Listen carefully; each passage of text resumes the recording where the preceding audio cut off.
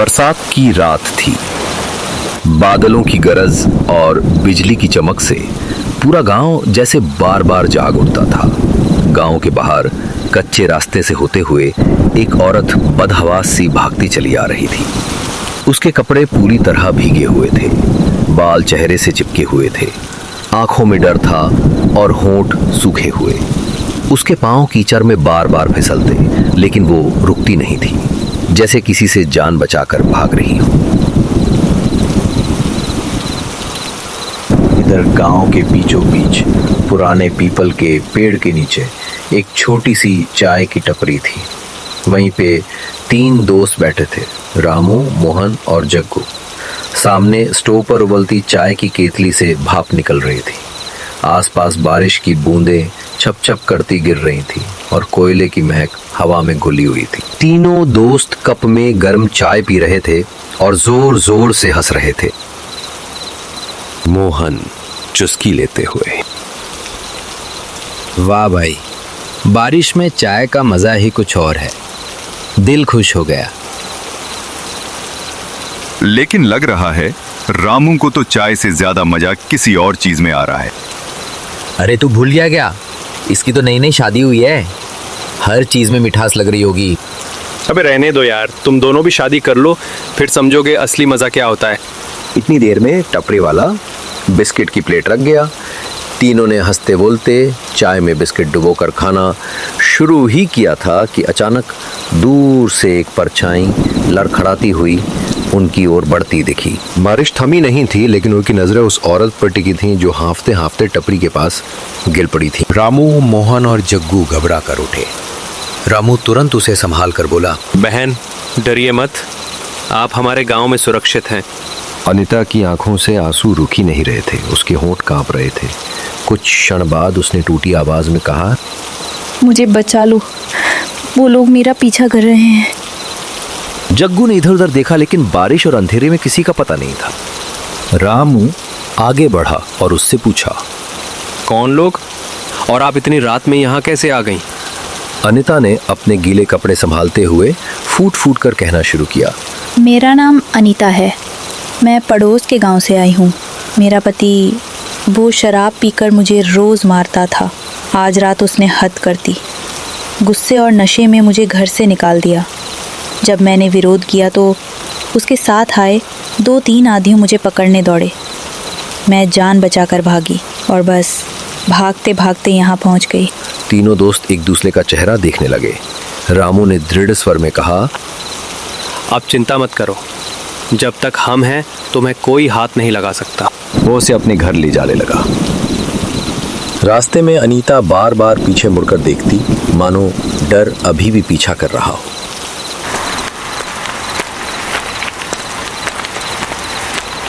रामू का घर छोटा सा था। मिट्टी की दीवारें, खपरेल की छत और आंगन में एक दीपक टिमटिमा रहा था।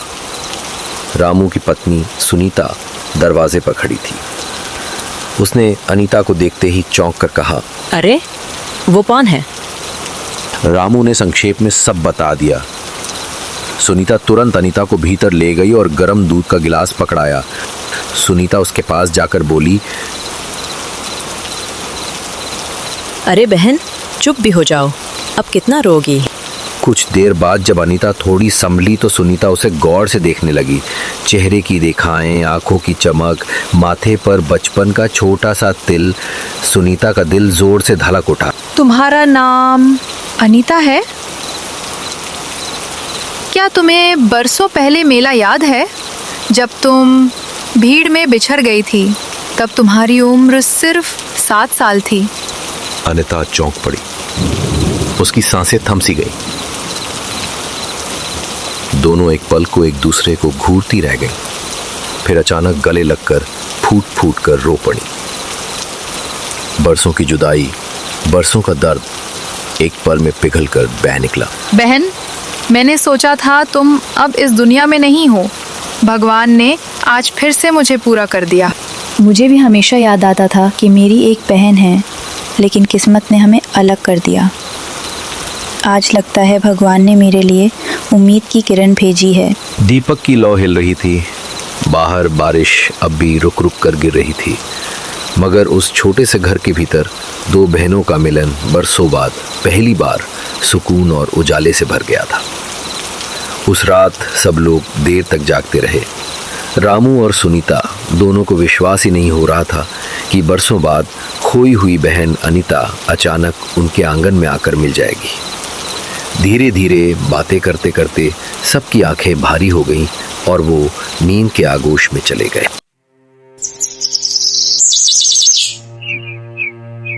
सुबह सूरज की हल्की रोशनी खिड़की से झांक रही थी।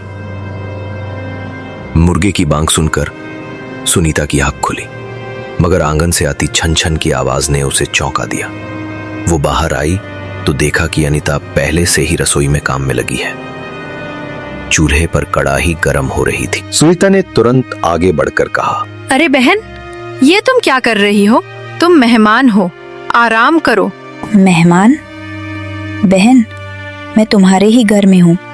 जब इतने साल बाद मैं तुम्हारे पास आई हूँ तो इस घर को भी अपना मानना होगा।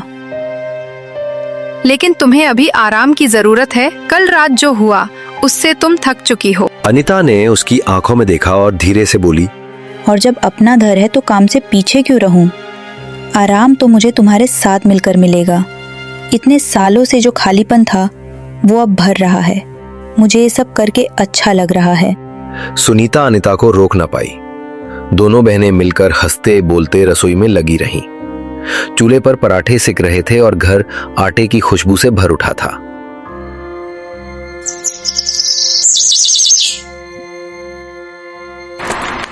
थोड़ी देर में रामू बाहर से आया। कपड़े पहनते हुए बोला,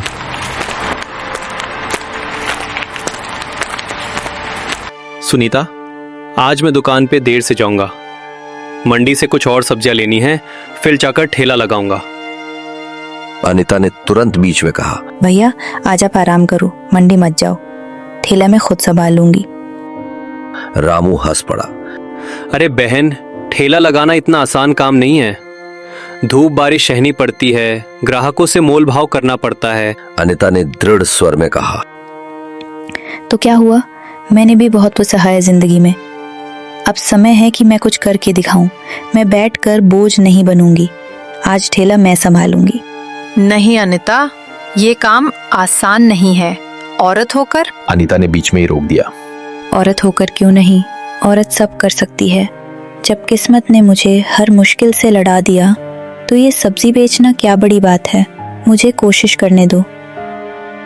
अनीता की आंखों में चमक आ गई। बरसों बाद पहली बार उसने खुद को अकेला नहीं बल्कि परिवार के साथ मजबूत महसूस किया।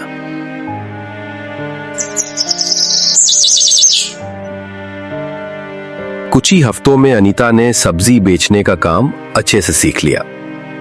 सुबह सुबह सब्जी मंडी से ताजा सब्जियां लाना, उन्हें अच्छे से सजाना और ग्राहकों से मुस्कुराकर बात करना, ये सब अब उसकी दिनचर्या का हिस्सा बन चुका था। गांव की औरतें कहती, नई बहन तो बड़ी लगन से काम करती है।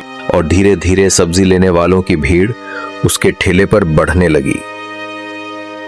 रामू और सुनीता को भी गर्व होने लगा कि उनकी खोई हुई बहन ने अब अपने पैरों पर खड़ा होना सीख लिया है।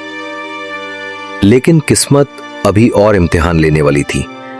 एक शाम जब अनीता ठेला समेटकर घर लौट रही थी, तभी अचानक एक शख्स उसके सामने आकर खड़ा हो गया।